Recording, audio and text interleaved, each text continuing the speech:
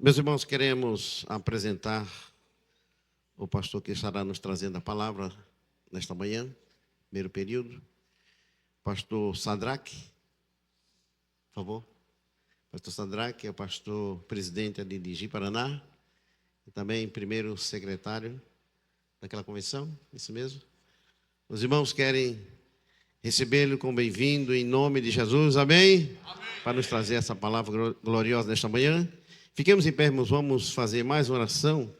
Nesta oração estaremos orando pela nossa irmã Zenaide, que é a esposa do pastor Evandro. Oremos também por ele. Oremos também pelo nosso pastor presidente, sua família, Marta Costa e Paulo Freire. Vamos orar por eles, que eles necessitam das nossas orações. Quantos mais necessitam? Pastor José Felipe.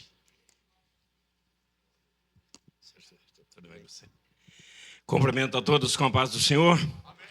Querido Salvador, a nossa oração nesta manhã de agradecimento a Ti, Senhor, por ter chegado a esta casa de oração. E aqui, Senhor, nós já encontramos contigo, o Senhor já tem falado aos nossos corações, Senhor, e a Tua presença é notória, Senhor. Te agradecemos, Senhor, pela vida da Tua igreja, os Teus filhos que aqui têm chegado, e também pelo nosso presidente, pastor Wellington, e toda a sua família, Senhor. Apresentamos a Ti o pastor que vai nos entregar a Tua palavra nesta manhã. Abençoa, Deus, como Dante, Senhor. Pai querido, em tudo nós oramos agradecido no nome de Jesus.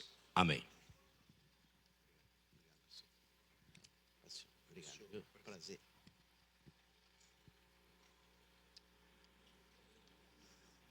Prezados irmãos, saúdo a todos com a paz do Senhor.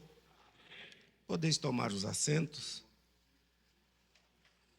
Com a permissão do nosso presidente, pastor José Wellington Bezerra da Costa, do Wellington Júnior, da coordenação desta escola, quero nesta manhã trazer uma palavra para nós em 1 Timóteo 5, versículo 17.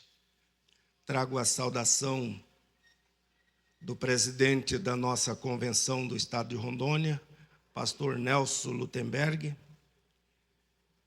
e meus companheiros que estão comigo, alguns pastores, e para mim é uma honra muito grande poder ocupar esta tribuna que eu creio que é a tribuna mais alta da Assembleia de Deus no Brasil, né? Aleluia.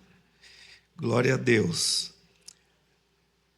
1 Timóteo 5,17 diz assim: os presbíteros que governam bem sejam estimados por dignos de duplicada honra, principalmente os que trabalham na palavra e na doutrina. Quantos podem dizer amém? Prezados irmãos, analisando este texto, nós encontramos a explicação para um versículo na palavra de Deus, quando Jesus manda rogar ao Senhor da seara para que envie ceifeiros para a sua seara. Porque neste versículo nós encontramos vários tipos de obreiros. E às vezes, na casa de Deus, nós olhamos e vemos o púlpito repleto de presbíteros, pastores, evangelistas e mais um bom número de diáconos e cooperadores querendo acesso ao santo ministério. E isto vemos que parece não precisar mais pastores, parece não precisar mais obreiros. Mas quando analisamos aqui, nós encontramos vários tipos de obreiros diferentes. Vamos analisar o texto, que diz assim: ao presbítero. E sabe que a Bíblia, quando fala em presbítero, é o pastor, é o presbítero, é a mesma função. Ao presbítero que governa bem. Nós encontramos aqui 3 tipos de obreiro nesta frase. Primeiro, aquele que não governa. Governar é administrar. Primeiro, se Paulo falou ao presbítero que governa, quer dizer que tem um presbítero que não governa. Tem um pastor que ele não administra. Ele é pastor, mas ele não administra. E Paulo disse ao pastor, ao obreiro que administra. Tem um que é pastor, é obreiro, mas não é administrador. Mas tem aquele que administra, mas administra mal, porque aqui tem um destaque ao presbítero que governa bem. Isto quer dizer que já temos 3 tipos de obreiro: o que não administra, o que administra mal e o que administra bem. Além disso, neste mesmo versículo, nós vamos encontrar ainda outras categorias de obreiros, o qual tem um destaque, que diz especialmente aqueles que trabalham na palavra e na doutrina. Sabemos que quando se fala trabalhar na palavra, é aquele obreiro pregador, é o obreiro que tem a capacidade de pregar. E aquele que trabalha na doutrina fala do obreiro, do pastor ou presbítero, que tem capacidade para ensinar, para trabalhar no ensino. Então aqui nós temos 2 tipos de pastores: o pastor que prega e o pastor que ensina. Então nós já encontramos neste versículo 5 tipos de obreiro diferentes: o que não governa, o que governa mal, o que governa bem, o que prega e o que ensina. Se procura para a igreja um obreiro, um pastor que seja um bom administrador, como dizemos hoje, um bom gestor dos interesses seculares da igreja, que saiba gerenciar, administrar o CNPJ da instituição. Mas, ao mesmo tempo, exige desse pastor uma capacidade de pregador. Também se exige do pastor a capacidade de ensinador. Mas nem todos têm todas estas qualidades. Cada um de nós temos uma parte. Por isso é necessário vários pastores. Por isso é necessário vários obreiros trabalhando numa mesma igreja. Às vezes tem um, mas falta o outro. Junto pode fazer uma grande obra para a honra e glória do nome do Senhor Jesus. Um depende do outro. O ministério de um não é competitivo com o outro, mas eles trabalham um completando o outro, como Paulo disse, como os membros de um corpo. Então, prezados e queridos irmãos, se nós que já encontramos aqui 5 tipos de obreiros, mas ainda tem mais. neste mesmo versículo, nós ainda vamos encontrar outros tipos de obreiros.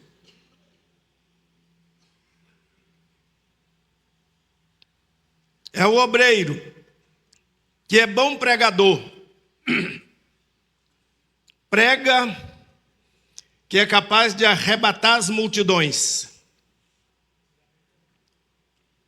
mas não sabe administrar.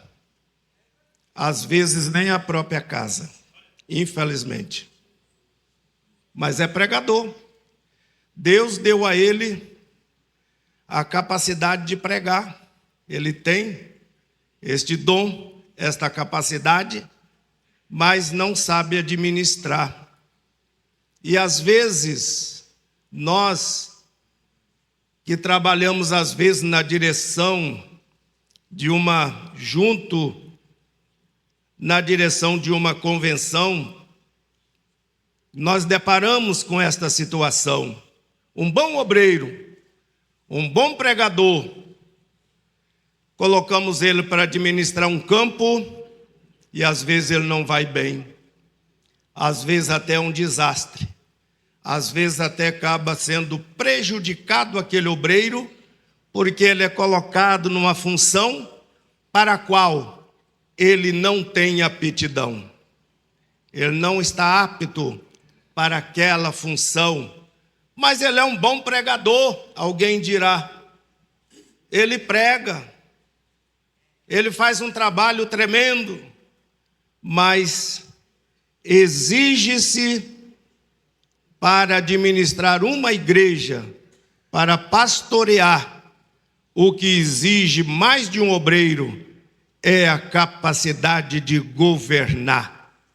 Aquele que governa bem, aquele que tem capacidade para governar, para administrar, que é um gestor, que tem esta capacidade para assim levar avante a obra de Deus, os assuntos de interesse da obra de Deus na área secular, porque a igreja tem essa duplicidade.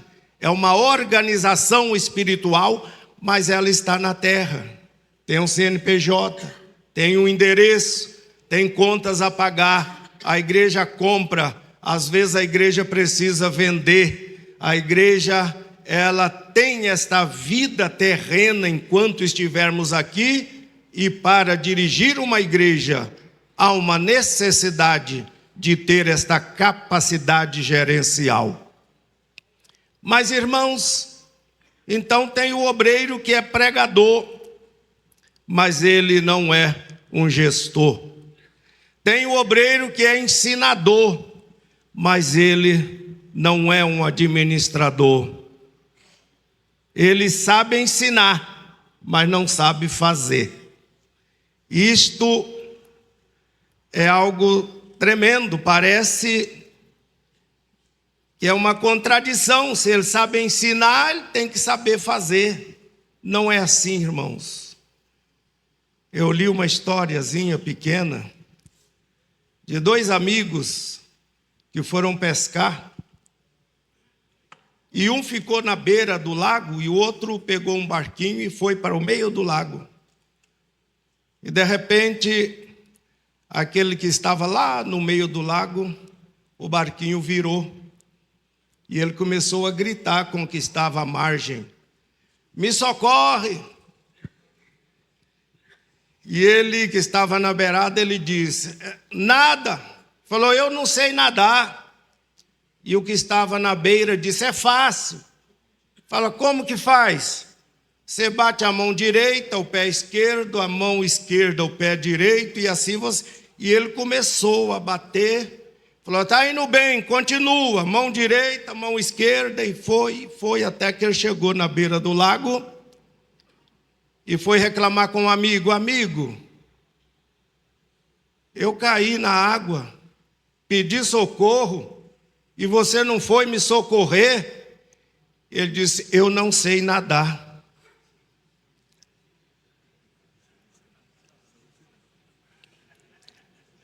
Eu não sei nadar, por isso que eu não fui. Mas e como você me ensinou? Bom, ensinar eu sei, mas nadar eu não sei.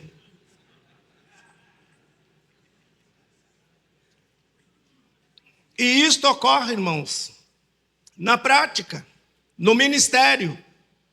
Pessoa que sabe dizer para os outros o que os outros têm que fazer, mas às vezes ele não sabe o que ele tem que fazer. Ele sabe ensinar os outros, mas ele não sabe usar na vida dele. Se ele cair na água, ele vai morrer afogado.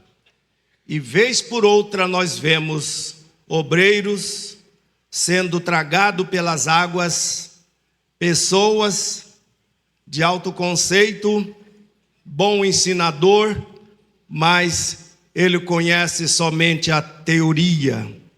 A teoria é muito necessária. Nós precisamos da teoria, mas precisamos também da prática. Eu gosto daquele versículo de Atos 1:1, que nos diz, quando Lucas diz: fiz o primeiro tratado a Teófilo, sobre todas as coisas que Jesus começou, não só a fazer, mas também a ensinar. Jesus fazia e Jesus ensinava a fazer. Ele ensinou a batizar e mandou batizar. Ele expulsava demônio, ele expulsou demônio e ensinou os discípulos a expulsar demônio. Quando os discípulos não puderam expulsar um demônio, eles recorreram: mestre, nos ensina. Por que esse demônio não saiu? Aí Jesus orientou: é jejum e oração. Então Jesus curou os enfermos e ensinou a curar e mandou curar. Jesus não só fazia, mas também ensinava. O obreiro, ele precisa não só ensinar, mas ele tem que estar apto também para fazer na prática aquilo que ele ensina. Porque os irmãos sabem que a nossa maneira de vida, o nosso comportamento, a nossa maneira de agir, às vezes fala muito mais alto do que aquilo que nós falamos. Através do exemplo, Jesus, ele ensinou muito através do exemplo. Então, prezados irmãos, é o que nós temos aqui. Os presbíteros que governam bem sejam estimados por dignos de duplicada honra, principalmente os que trabalham na palavra e na doutrina. É maravilhoso isto, porque sabemos que um obreiro completa o outro. O nosso ministério é preciso, cada um fazendo a sua parte, a obra de Deus é realizada com sucesso. E eu convido para a leitura em 2 Timóteo capítulo 2, versículo 20, até o versículo 20 e 21. Eu vi ontem, ou essa semana, tinha um irmão que fazia a leitura. Por gentileza, pastor. 2 Timóteo, capítulo 2, 20 e 21.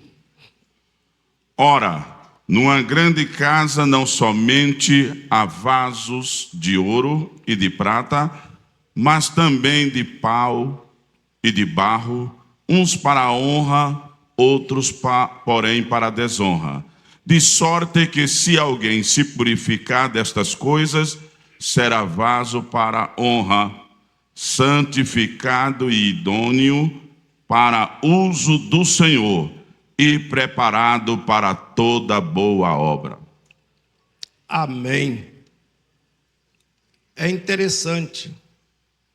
Nós falamos de aptidões, tipos de obreiros, e aqui nós estamos encontrando material que é formado obreiro. E aqui Paulo nos fala: numa grande casa há vasos, ouro, prata, pau e barro. 4 tipos de material dos quais se forma obreiro. Os 2 primeiros, lá em Rondônia, a gente não tem encontrado muito, não. É uma raridade. O ouro. Encontrar ouro, um obreiro de ouro é muito difícil. A prata também é coisa rara. E eu que trabalho com formação de obreiro já há uns 30 anos, estou tendo que trabalhar com pau e com barro mesmo, não tem outro jeito não. É o material que eu tenho encontrado é este. Pode ser que aqui por São Paulo haja muita prata e muito ouro para formar obreiro. Mas o interessante que eu acho nestes 2 versículos é que a honra não vem da qualidade do material. Aqui diz que numa grande casa não há somente vasos de ouro e de prata, mas também de pau e de barro. Aí ele diz, uns para a honra. Aqui não está dizendo que o vaso de honra é o de ouro, é o de prata. Não está dizendo isto. Pode ser um vaso de pau e ser um vaso de honra. Pode ser de barro e pode ser de honra. O pau, ele dá um vaso. Pode-se fazer um prato de pau, uma colher. Pode-se fazer até um copo, uma cuia de chimarrão. Agora, qual o problema do vaso de pau? Primeiro, ele não aguenta fogo.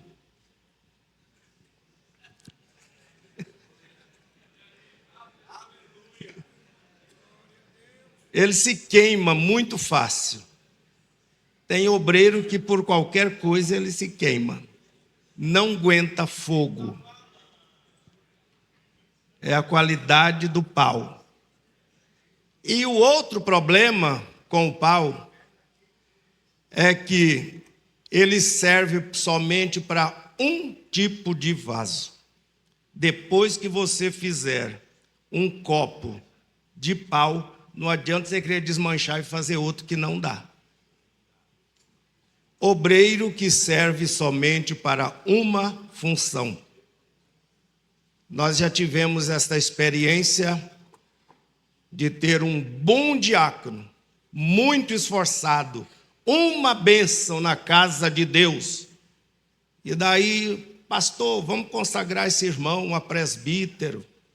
Aí a gente acaba cedendo e consagrando ele a presbítero. Acabou o ministério. Não tem mais ministério. O ministério dele era só de diácono.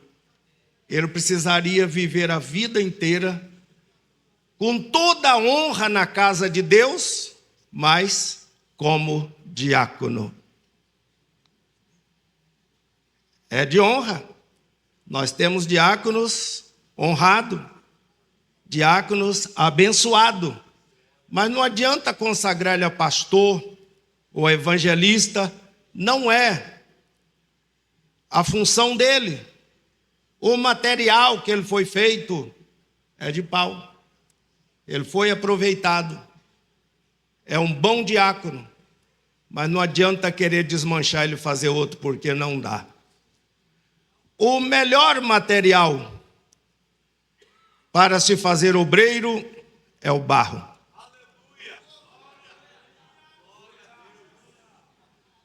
Por quê? Primeiro, encontra em todo lugar. Todo lugar tem barro. Todo lugar tem. É só amassar, preparar, já faz um obreiro. E quando está pronto, se achar que não está bom, você pode desmanchar e fazer outro tipo de vaso. A Bíblia diz isto. O oleiro estava trabalhando, o vaso se quebrou, massou de novo e fez outro vaso. E é o material mais abundante que nós mais temos trabalhado com ele, é o barro. Não encontramos muito ouro, nem muita prata, é uma raridade, mas Deus tem nos dado abundância de barro para fazer vasos para a obra de Deus. São vasos de honra. O barro tem também seus problemas, as suas dificuldades. Por quê? Quem está preparando este obreiro, quem está trabalhando com ele, precisa tomar cuidado, por causa de que o barro, com facilidade, ele entorta. Quando está mole, dá um risco, tem um defeito. Mas enquanto ele não é queimado, pode consertar. Este é o segredo com quem trabalha com barro. Não pode queimar antes do tempo. Se queimar um vaso com um defeito, ele vai ter aquele defeito para o resto da vida. Por isso que às vezes eu vejo na Assembleia de Deus uma pessoa, um obreiro, que parece estar pronto, mas ele já tem quase tudo para obreiro, para ser um pastor. Mas precisamos tomar muito cuidado, meus irmãos. Aqueles que apresentam obreiro para serem consagrados, é preciso um critério bastante exigente para não queimar o barro antes da hora. Se queimar com defeito, aí não tem mais conserto, porque depois de queimado, não dá para desmanchar mais e fazer outro não, irmãos. Aí é para o resto da vida. Enquanto não queima, pode voltar a moer e fazer outro, amassar novamente e fazer outro vaso. Mas queimou, acabou. Quem não conhece um obreiro queimado? Tem obreiro queimado. Foi queimado antes do tempo. Obreiro com defeito, obreiro com problema, não tem conserto. Não tem conserto. Vamos ter que tolerar, trabalhar, ajudar, mas ele sempre vai apresentar aquela dificuldade na sua vida ministerial. Por isso, irmãos, o ouro e a prata dispensa comentário. Talvez precisasse, talvez não, precisa de alguém que tenha uma capacidade para falar sobre o vaso de ouro e de prata, que não é a minha especialidade. Mas o ouro e a prata, eles têm algumas coisas muito importantes. Primeiro, não envelhece. Pode ter um vaso de ouro de 300 anos. Derrete ele, faz o que quiser de novo. É aquele obreiro que ele se adapta a qualquer época, a qualquer situação. E sempre ele vai ser um vaso de honra, porque ele não envelhece. O ouro e a prata não envelhece. Não envelhece. Ele tem 30, 40 anos, naquela época usava um tipo de vaso. Hoje está precisando de um vaso diferente.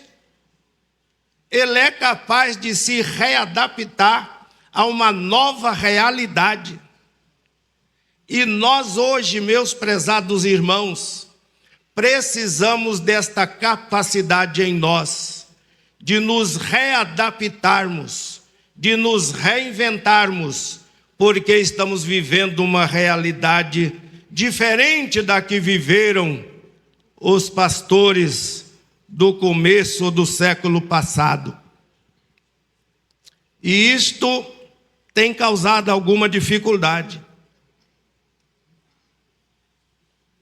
porque alguns têm tentado se reinventar, mas se reinventar usando técnicas, através de cursos preparatórios, mas não é por aí. O profeta Samuel orientou a Saul, quando Saul era um homem preparado para trabalhar com jumentas. Saul disse a ele: você vai por este caminho e você vai encontrar um grupo de profetas, e o Espírito do Senhor se apoderará de ti, e tu serás transformado em outro homem. Não é através de técnica, não é através de recursos humanamente falando, é através do Espírito de Deus na nossa vida, para que possamos ser hoje o homem que Deus quer que nós sejamos. Para que nós sejamos um pastor hoje, aquele pastor que Deus está precisando para ministrar na segunda década do terceiro milênio. Mas tem que ser na unção e no poder do Espírito Santo. Para nos reinventarmos, é preciso entrar na presença de Deus e dizer: Senhor, eu quero ser a pessoa que tu quer que eu seja.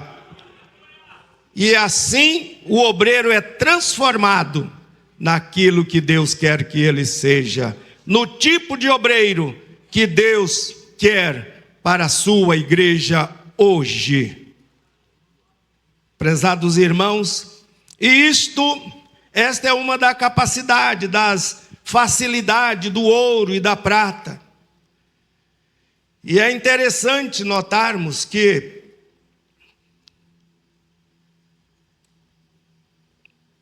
a honra,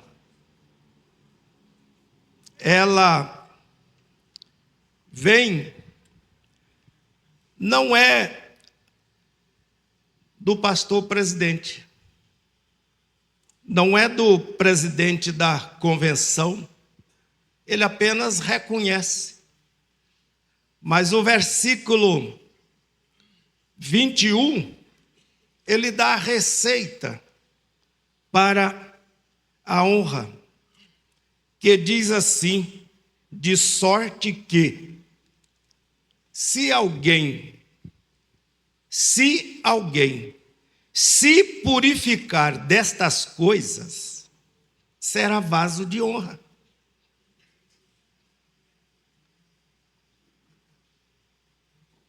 Vezes por outras, nós ouvimos obreiros reclamando: o pastor não me honra, o pastor não me vê, o pastor... Mas o que precisa é se purificar. Se alguém se purifica destas coisas, será vaso de honra. Irmãos, ninguém pode impedir o agir de Deus na vida de um obreiro. Não tem pastor presidente, não tem presidente da convenção, ninguém. Porque é o Espírito que está atuando na sua vida, é o mesmo Espírito que atua no pastor presidente e no presidente da convenção. Nós, como obreiros, temos que crer nisto. Nós temos que acreditar nisto. Não, se nós pensarmos diferente, já mostra a nossa imaturidade. mostra que nós não conhecemos o livro que nós nos propusemos a ler e a explicar para os outros.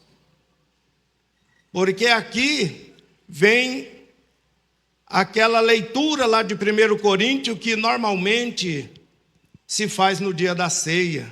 Examine-se, pois, o homem a si mesmo. Nós temos que fazer um exame de nós mesmos, da nossa temperatura.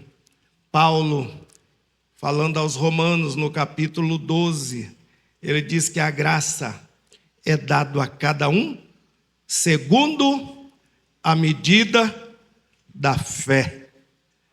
A fé. E a fé, ela vem pelo ouvir. Ouvir é mais do que escutar. Às vezes a pessoa escuta, mas não ouve. Ontem o pastor Gregório falou aqui sobre isso. Muito boa mensagem. Quando a mãe dele falava com ele, perguntava: você ouviu? E ele dizia: ouvi. Por que não fez?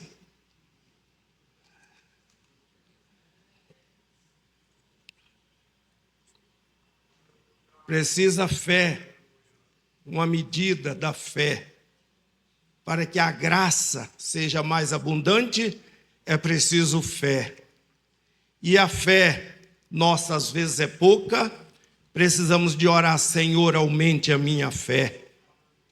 E o Senhor vai nos conduzir para olhar para a sua palavra, e à medida que nós dermos ouvido à palavra de Deus, e começarmos a colocar, a ajustar a nossa vida dentro do padrão exigido pela Bíblia, nós começaremos então, irmãos, a desfrutar algo maravilhoso na nossa vida. Vamos ver que ninguém pode impedir o nosso ministério, ninguém pode nos atrapalhar. O único que pode atrapalhar é nós mesmos. Ninguém pode atrapalhar o nosso ministério, só nós mesmos. Ninguém. No tempo certo, Deus vai falar com alguém e Ele vai te chamar o seu nome e você será honrado diante de todos. Mas como está lá em Hebreus, ninguém busque para si esta honra se por Deus não for chamado. Então, prezados e queridos irmãos, o que precisamos analisar é que existe vários tipos de obreiro. Nós vemos lá em 1 Timóteo, capítulo 5 e 17, vários tipos de obreiro. Obreiro que prega e não administra, obreiro que prega e ensina, obreiro que só prega, obreiro que só ensina, obreiro que é bom ensinador, mas não é administrador, obreiro que... uma variedade. Se você começar a analisar, você vai encontrar 15, 16 ou mais tipos de obreiros diferentes. E daí responde a pergunta ou a ordem de Jesus quando ele diz: rogai ao Senhor da seara para que envie obreiros para a sua seara. Mas tem muito obreiro. Tem um tipo de obreiro, mas às vezes está faltando outro. Tem um ensinador, mas às vezes não tem um pregador. Tem um pregador, mas às vezes não tem um ensinador. Tem um administrador, mas não tem quem ensina e quem prega. Tem um pregador e um ensinador, mas está faltando alguém que saiba administrar. O ideal seria que todo pastor fosse capaz de pregar, ensinar e ser um bom administrador. Mas, prezados irmãos, tudo isto é possível se a pessoa, o obreiro, aquele que recebeu a chamada, for deixando as coisas que atrapalham e olhar para Jesus, que é o autor e consumador da nossa fé. Precisamos disto, irmãos, mais do que nunca. A Assembleia de Deus, ela atingiu um ponto, um estágio em nosso país.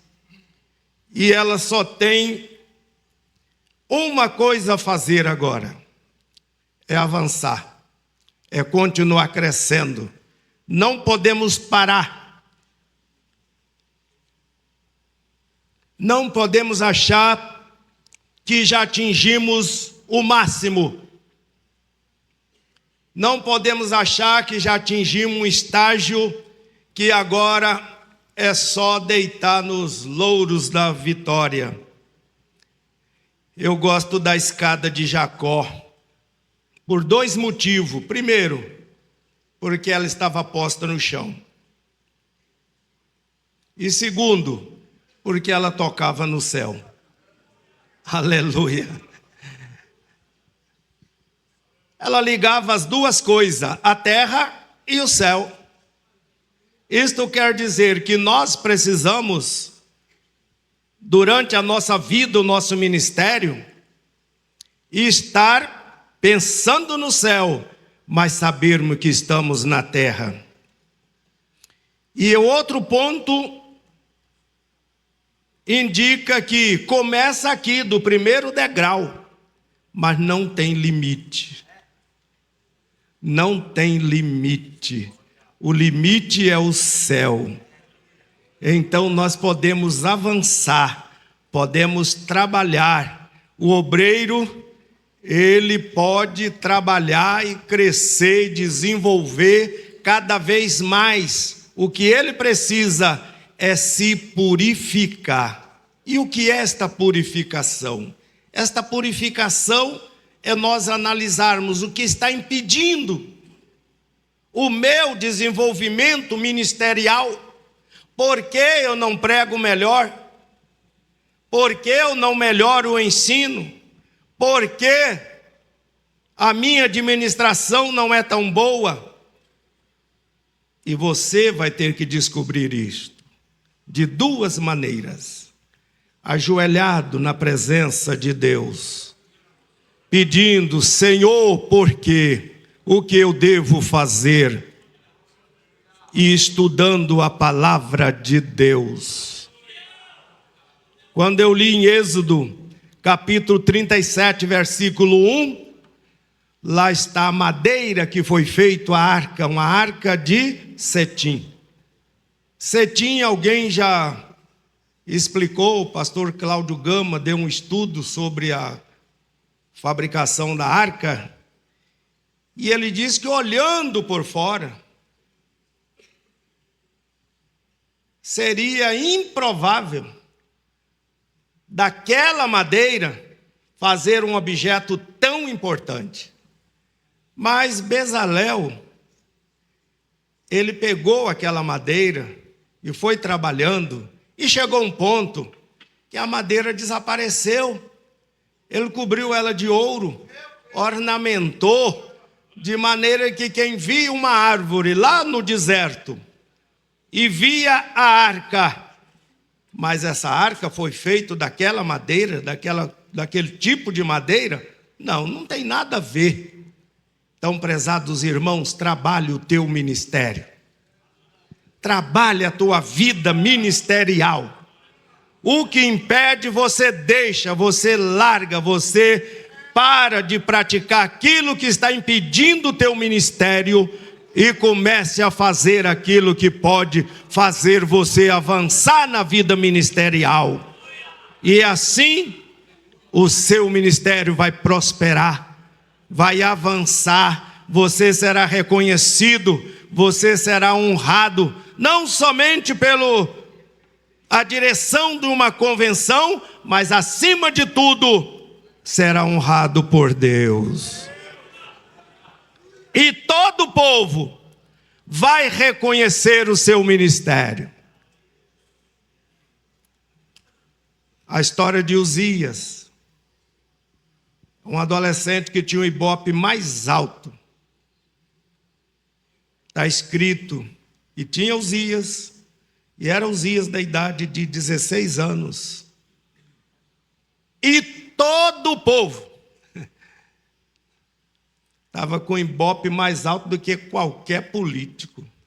Porque o político, quando ele consegue 50% mais um, já é um sucesso tremendo. Mas Uzias era 100%. E todo o povo tomou Uzias e o fez rei em lugar de seu pai. Pensa num moço que tinha um ibope alto. Não ficou ninguém. Tinha um grupo contra, mas eles foram lá e sufocaram. Não tinha ninguém contra. Todo o povo queria Uzias como seu líder, porque viam nele algo de Deus. Mas qual era o segredo de Uzias?